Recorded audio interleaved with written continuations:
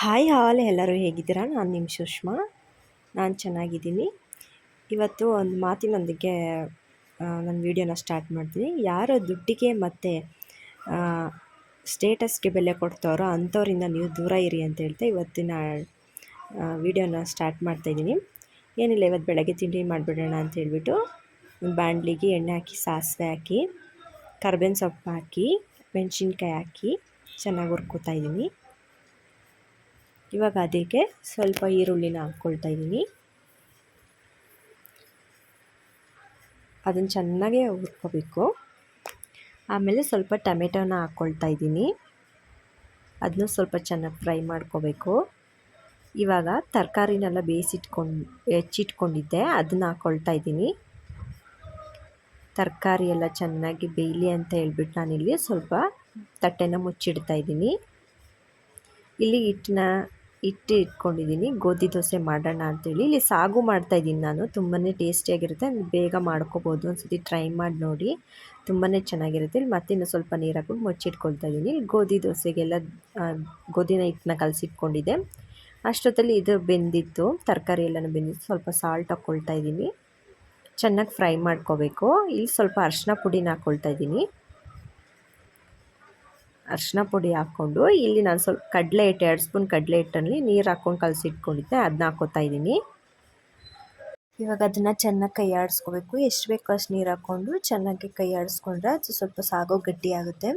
ತುಂಬ ಸುಲಭವಾಗಿ ಮಾಡ್ಕೋಬೋದು. ಇವಾಗ ಇಲ್ಲಿ ನಾನು ಕೊತ್ತಂಬರಿ ಸೊಪ್ಪನ್ನ ಆ್ಯಡ್ ಮಾಡ್ಕೊಳ್ತಿದ್ದೀನಿ. ಇದು ಇವಾಗ ರೆಡಿಯಾಗಿರುತ್ತೆ. ಇವಾಗ ಇಲ್ಲಿ ದೋಸೆ ಹಂಚನ್ನ ಇಟ್ಬಿಟ್ಟು ದೋಸೆ ಇಟ್ಕೊಳ್ತಾ ಇದ್ದೀನಿ. ನೋಡಿ ಎಷ್ಟು ಸಾಫ್ಟಾಗಿ, ಎಷ್ಟು ಕ್ರಿಸ್ಪಿಯಾಗಿ ಬರುತ್ತೆ ಅಂದರೆ ಗೋಧಿ ದೋಸೆ ತುಂಬ ಚೆನ್ನಾಗಿ ಬರುತ್ತೆ. ಗೋಧಿ ಹಿಟ್ಟಿಗೆ ಸ್ವಲ್ಪ ಸೋಡಾ ಉಪ್ಪು ಹಾಕ್ಕೊಂಡು ದೋಸೆ ಹಿಟ್ಟನ್ನ ಅದಕ್ಕೆ ಕಲಿಸ್ಕೊಂಡ್ರೆ ಆಯಿತು. ಈಗ ನೋಡಿ ರೆಡಿಯಾಗಿದೆ. ತುಂಬಾ ಚೆನ್ನಾಗಿತ್ತು ಟೇಸ್ಟ್. ಒಂದ್ಸತಿ ಟ್ರೈ ಮಾಡಿ ನೋಡಿ. ಬಾಯ್. ಸ್ಕೂಲಿಗೆ ಟೈಮ್ ಆಗಿದೆ, ಬಿಟ್ಟು ಬರಬೇಕು. ಇವಾಗ 9:30 ಆಗ್ಬಿಟ್ಟಿದ್ದೀನಿ. 5 ನಿಮಿಷ ಇದೆ, ಹೋಗ್ಬೇಕು.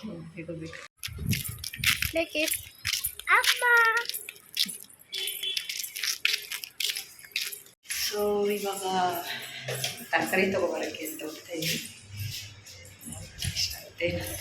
ಇವಾಗ ತರಕಾರಿ ಎಲ್ಲ ತುಂಬ ರೇಟ್ ಆಗಿಬಿಟ್ಟಿದೆ. ಯಾವುದೇ ಕೇಳಿದ್ರು 40 ರೂಪಾಯಿ ಕಡಿಮೆ ಇಲ್ಲ ಅಂತಾರೆ kg. ಅಷ್ಟೊಂದು ತರಕಾರಿ ರೇಟ್ ಆಗಿಬಿಟ್ಟಿದೆ. ಈಗಿನ್ನೂ ತರಕಾರಿ ಎಲ್ಲ ತೊಗೊಂಡು ಬಂದ್ವಿ. ನಮ್ಮ ಪಾಪಗೆ ವೆಯ್ಟ್ ಮಾಡ್ತಿದ್ವಿ. ಒಂದು ಸ್ಕೂಲ್ ಬಿಟ್ಟಿದ ತಕ್ಷಣ ಹಂಗೆ ಕರ್ಕೊಂಡೋಗ್ಬಿಡೋಣ ಮನೆಗೆ ಅಂತ. ಒಂದು ಸ್ಕೂಲಿಂದ ಕರ್ಕೊಂಡ್ಬಂದು ಊಟ ಎಲ್ಲ ಮಾಡಿಬಿಟ್ಟೆ. ಮತ್ತು ಸಂಜೆ ಆಗಿತ್ತು. ಸರಿ, ಸಂಜೆ ಏನಾದರೂ ಸ್ಪೆಷಲ್ ಮಾಡೋಣ ಇವತ್ತು ಒಂದು ಸ್ವಲ್ಪ ಅಂತೇಳ್ಬಿಟ್ಟು ಜಾಮೂನ್ ಪ್ಯಾಕೆಟ್ ಇತ್ತು, ಜಾಮೂನ್ ಮಾಡಿಬಿಡೋಣ ಸ್ವೀಟು ಅಂತೇಳಿ ಜಾಮೂನ್ನ ಕಲಿಸ್ಕೊಳ್ತಾ ಇದ್ದೆ.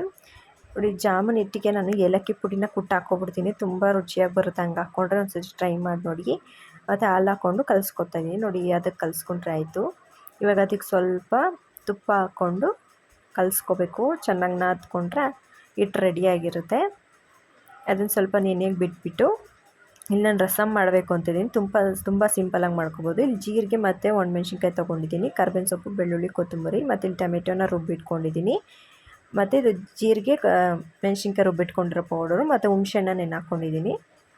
ಇಲ್ಲಿ ಪಾತ್ರೆಗೆ ಎಣ್ಣೆನ ಹಾಕ್ಕೊಂಡು, ಸಾಸಿವೆನ ಹಾಕ್ಕೊಂಡು, ಕರ್ಬೇವಿನ ಸೊಪ್ಪನ್ನ ಹಾಕ್ಕೊಂಡು, ಬೆಳ್ಳುಳ್ಳಿನ ಕುಟ್ಟಿಟ್ಕೊಂಡಿರೋದನ್ನ ಹಾಕ್ಕೋಬೇಕು. ಮತ್ತು ಟೊಮೆಟೊನ ರುಬ್ಬಿಟ್ಕೊಂಡಿರ್ತೀವಲ್ಲ ಅದನ್ನು ಹಾಕ್ಕೊಂಡು ಚೆನ್ನಾಗಿ ಕುದಿಸ್ಕೋಬೇಕು. ಅದು ಚೆನ್ನಾಗಿ ಕುದ್ದು ಕಲರೆಲ್ಲ ಚೇಂಜ್ ಆದಮೇಲೆ ಇವಾಗ ಇಲ್ಲಿ ನಾನು ಅರಿಶಿನ ಪುಡಿನ ಹಾಕ್ಕೊಳ್ತಾ ಇದ್ದೀನಿ. ಅದನ್ನು ಚೆನ್ನಾಗಿ ಬೆರೆಸ್ಕೋಬೇಕು. ಆಮೇಲೆ ನಾವಿಲ್ಲಿ ಜೀರಿಗೆನೂ ಒಣಮೆಣ್ಸಿನ್ಕಾಯಿನ ರುಬ್ಬಿಟ್ಕೊಂಡಿರ್ತೀವಲ್ಲ ಅದನ್ನು ಸೇರಿಸ್ಕೊಳ್ತಾ ಇದ್ದೀನಿ. ಅದನ್ನ ಸ್ವಲ್ಪ ಚೆನ್ನಾಗಿ ಮಿಕ್ಸ್ ಮಾಡ್ಕೊಂಡು ಕುದಿಯೋಕ್ಕೆ ಬಿಡಬೇಕು. ಇಲ್ಲಿ ಹುಣಸೆ ರಸನ ಹಾಕ್ಕೊಳ್ತಾ ಇದ್ದೀನಿ. ಬಿಸಿನೀರಲ್ಲಿ ಹುಣಸೆ ರಸ ನೆನೆಸಿಟ್ಕೊಂಡಿದ್ದೆ, ಬೇಗ ಆಗುತ್ತೆ ಅಂತ. ಮತ್ತು ಇಲ್ಲಿ ಚೆನ್ನಾಗಿ ಕುದಿಯೋಕ್ಕೆ ಬಿಟ್ಟಿದ್ದೀನಿ. ಇವಾಗ ಬೇಳೆನ ಬೇಯಿಸಿಟ್ಕೊಂಡಿದ್ದೆ, ಅದನ್ನು ಹಾಕ್ಕೊಳ್ತಾ ಇದ್ದೀನಿ. ಒಂದ್ಸತಿ ಟ್ರೈ ಮಾಡಿ ನೋಡಿ, ತುಂಬಾ ಟೇಸ್ಟಿಯಾಗಿ ಬರುತ್ತೆ ಮತ್ತು ಬೇಗ ಮಾಡ್ಕೋಬೋದು. ರಸಮ್ ಅಂತೂ ತುಂಬ ಸೂಪರಾಗಿರುತ್ತೆ. ಸ್ವಲ್ಪ ಉಪ್ಪನ್ನ ಹಾಕ್ಕೊಳ್ತಾ ಇದ್ದೀನಿ. ಚೆನ್ನಾಗಿ ಕುದಿಯೋಕ್ಕೆ ಬಿಟ್ಟರೆ ಇವಾಗ ರಸಮ್ ರೆಡಿಯಾಗಿರುತ್ತೆ. ಅಷ್ಟೊತ್ತಿಗೆ ಇಲ್ಲಿ ಎಣ್ಣೆ ಇಟ್ಕೊಂಡ್ಬಿಟ್ಟು ಗುಲಾಬ್ ಜಾಮೂನ್ ಮಾಡ್ಕೊಳ್ಳೋಣ ಅಂಥೇಳಿ ಎಣ್ಣೆ ಕಾಯಕ್ಕೆ ಇಟ್ಕೊಂಡಿದ್ದೆ.